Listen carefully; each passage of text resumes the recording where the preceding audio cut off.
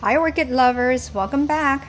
Today we're watering and feeding orchids with a handy battery operated sprayer. So come join me.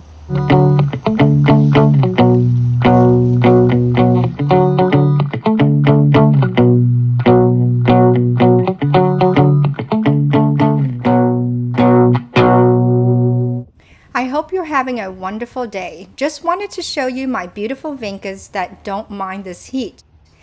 It's hot like an oven here. I'm in South Texas, Gulf Coast area. It's important to keep our orchids well hydrated these days, so no long vacations anymore for the rest of the summer.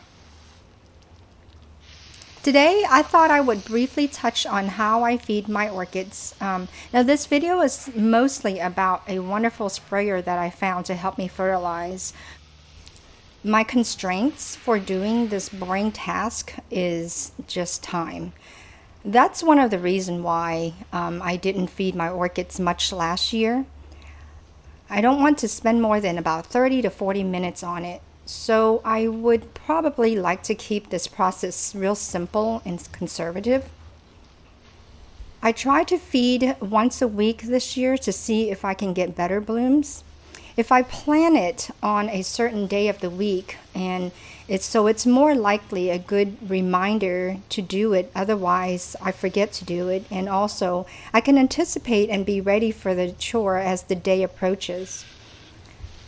I dedicated Mondays for feeding days. First, I drench all the orchids by giving them a good hose spraying. I come back to the vandas a second time. On the days that I do not fertilize, this is what watering looks like. It's just the hose, and I go around to all the plants in about 10 to 15 minutes, and I'm done if I don't dilly-dally around. On feeding days, I water, then I feed, so it will take about 30 to 40 minutes. This doesn't include watering any of the orchids indoors by the kitchen window. For the fertilizer mix, I started off with the filtered water sometimes when I have time to do it. I use the Brita filter because I have it and I don't need it anymore for indoor use since I installed the reverse osmosis filter system that goes underneath the sink. So I might as well go ahead and put this filter to use until it runs out of usage. It's mostly for getting the chlorine out of the water. I probably should use the RO water though sometimes. Here are the fertilizers I use: the Jack's Classic Orchid Special, the CalMag, and the Maxicrop Seaweed. I don't use all of these every time. I store a working stock of half dilution of CalMag in this Aveeno bottle because it's easier to dispense than from the original bottle. I only need a tiny bit of it, and this stuff is so concentrated and it's hard to just pour a tiny bit out of this bottle. And I also found that a hydrogen peroxide squirting bottle is also perfect to do this. I do not have a TDS nor a pH meter, so I don't use them. Maybe it'll be something I may look into one day, but I'm really happy with my current process. I have burned a few orchids, but I'm getting better at knowing how much to use now and how much is safest for all the orchids. And also I find it easiest just to prevent spraying the young new growth or any of the delicate leaves. Now for the tool to spray the fertilizers with. I don't know if you remember that I had mentioned that I had arthritis from a medical treatment, but back in the days when I had about 20 or so orchids, I used to spray manually. Now we have new constraints and we need a new solution. And here are the constraints. So number one, joint issues. We need something non-manual. Something automatic would be good. Number two, we have 200 plus orchids to feed, so time is a big constraint, needs to do the job quickly. Third, we have a budget about $25 to $50, which I think is fairly generous. Four, and it needs to be easy to use, and the size, it has to be easy to carry around. I don't want something too big to lug around. I have to duck and maneuver in all sorts of small spaces to get to some of the orchids. so it needs to be a compact sprayer. I started off with a $5 solution because I see so many of them around. It's a hand pump sprayer that I got from Walmart. After a couple of months, the container lost its vacuum seal because it was stored outdoors in the shade, and the cheap rubber seal no longer held its shape, so the pump action didn't work anymore. Also, the container was not that easy to carry around. It didn't have a handle. It was awkward. Then it was back to the drawing board and Googling some more. I saw some battery-powered sprayers, some of the big ones that you can wear on your back or on wheels, and it's powered by power-tooled rechargeable batteries like DeWalt, which I have already. But then the high prices were a big drawback at about $200.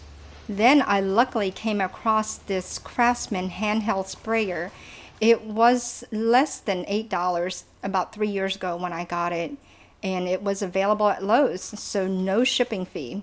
On the battery use, it's quite reasonable. It takes 4 AA batteries. Last year I averaged about 2 to 3 weeks between feeding. I only had to change it one time last year. This year I have changed it once already a few weeks ago, so it's not bad if I end up using 8 or even 12 batteries by the end of the year. And I can also look into rechargeable batteries if it becomes a concern. The sprayer has the perfect spray power, and it's very reliable if I were to summarize and rate it. It has an adjustable nozzle head to change the spray from narrow to wide range, and it folds up and can be compactly stored away.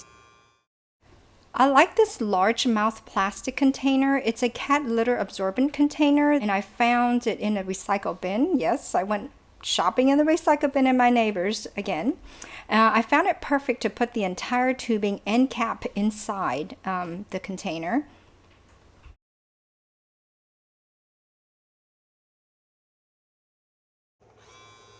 And I can aim the spray in so many difficult to reach areas. The sprayer allows me to spray fertilizer to as much surface area and not restrict to only open areas.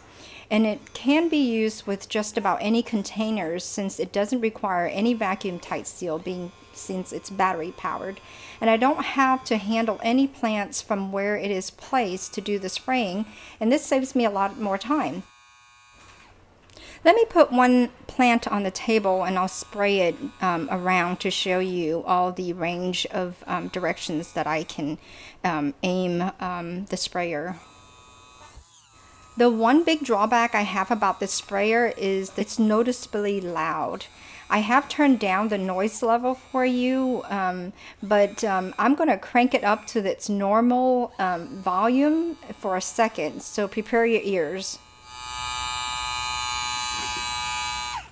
There is one big tip though I have to share with you if you do end up giving this tool a try. Sometimes the tube is filled with gaps of air because of the way I was holding the container of liquid. When this happens, it's easy to fix though. You just hold the sprayer lower than the container of feed while holding down the sprayer button. Essentially, you're priming the liquid back into the tube again and forcing their air back out. This doesn't happen very often at all, only once or twice in a feeding maybe, and it's due to user error. Sometimes you'll hear a weird noise and this is what's happening, so I just wanted you to be aware. But it's a good tool for only $9. I might get a second one for backup. Okay, that's all for me today. Thanks for joining me. I hope you all have a good day, and I'll see you on the next video. Bye-bye.